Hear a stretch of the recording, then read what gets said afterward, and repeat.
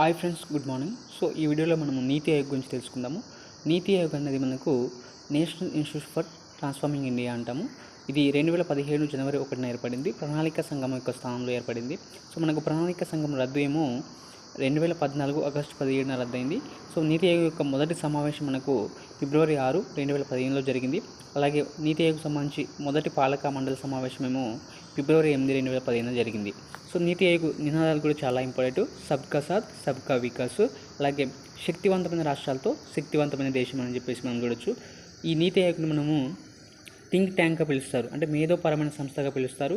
అలాగే ఇది ఒక రాజ్యాంగేతర శాసనేతర సంస్థ, చట్టబద్ధమైనది కాదు. దీనికి అధ్యక్షులు ప్రధానమంత్రి ఉంటారు. ఉపాధ్యక్షులు ప్రస్తుతం వచ్చేసి సుమన్ బేరీ ఉన్నారు.